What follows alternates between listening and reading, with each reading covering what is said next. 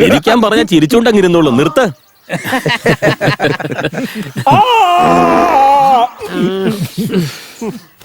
ലളിതേ, ലളിതേ, എന്റെ മനസ്സിലടങ്ങുന്ന ആഗ്രഹം വിജയിക്കണമെന്നുണ്ടെങ്കിൽ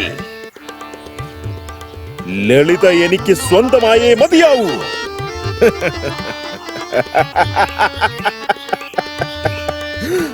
ജയം വേണമെങ്കിൽ ലളിതയും എന്നോടൊപ്പം വേണം. ജയ ലളിത, ജയ ലളിത.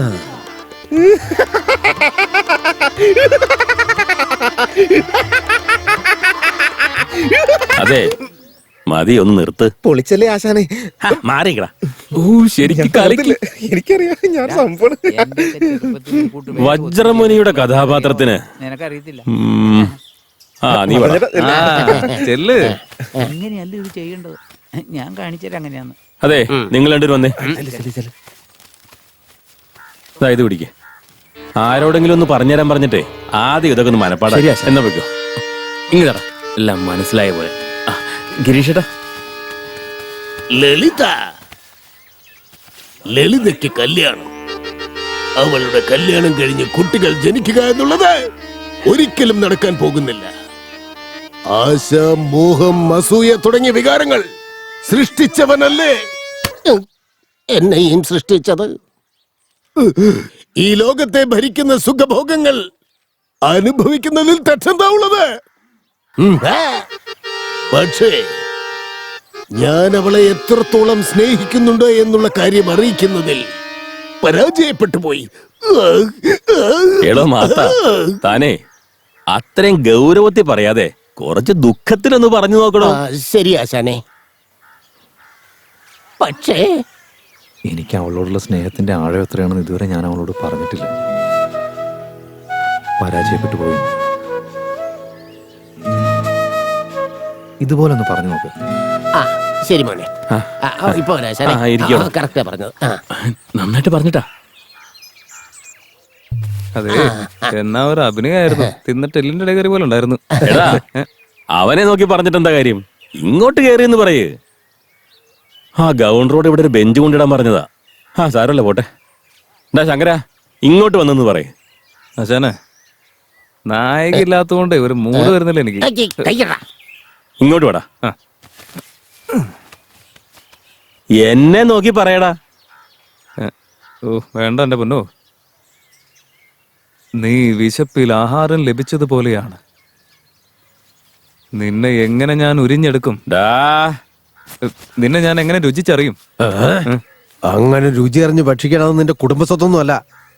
ഇവിടെ ഇത്രയധികം ജനങ്ങൾ കൂട്ടം ചേർന്ന് നിൽക്കുന്നുണ്ടെങ്കിൽ ഇത് ആരുടെങ്കിലുമൊക്കെ സ്വത്താവാനാണ് സാധ്യത. അധികാരികളുടെ സ്വത്ത് നമ്മുടെ കൂടി സ്വത്താണ്. ഈ ലോകത്തിന് പ്രണയം വന്നാലും ശരി, എനിക്ക് ഇതിന്റെ പങ്ക് വേണം.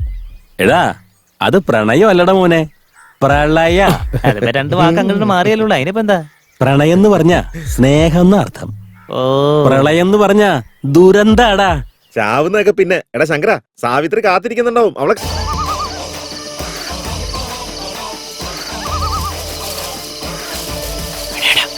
എന്താടാ ഉണ്ടാക്കാതെ നോക്കുന്നേ? അതെ, ശരിക്കും അത് ഇവിടെ തന്നെ ആയിരുന്നു. ഉറപ്പാണോ?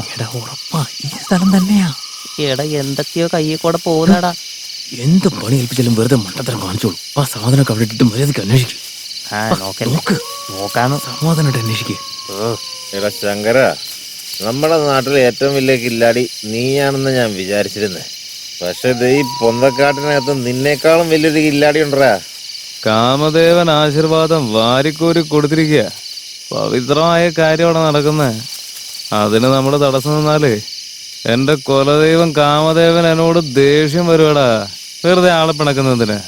പവിത്രമായ കാര്യമാണെന്ന് പൊന്തക്കാട്ടിനകത്ത് എന്തെന്നാളാ പവിത്രമായ കാര്യം? എടാ ശങ്കര, ഇരുട്ടത്ത് ഏതാണ്ട് ഷക്കീല പടം ഓടിക്കൊണ്ടിരിക്കാന്നാ കരുതിയേ. ഇത് പക്ഷെ പഴയ ഇംഗ്ലീഷ് പടം പോലെ ഉണ്ടല്ലോ. കാലത്ത് വന്ന് അന്വേഷിച്ചാൽ പോലും കിട്ടുമെന്ന് തോന്നുന്നില്ല.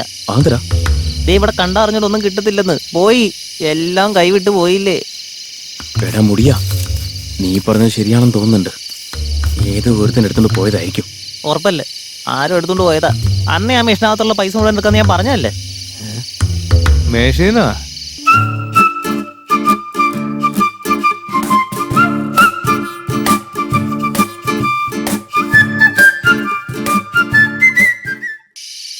മേശീനാ എടാ ശങ്കര, നീ ഇതിന് മാത്രമൊക്കെ ഞെട്ടൻ ഇവിടെ ഇപ്പൊ എന്താ ഉണ്ടായേ? അതൊക്കെ ഞാൻ പറയാം. ആദ്യം അവന്മാർ രണ്ടെണ്ണം പിടിക്ക്. ആര്? എടാ, ഇങ്ങോട്ട് വാടാ, ഇങ്ങോട്ട് വാടാ, ഇങ്ങോട്ട് വാ.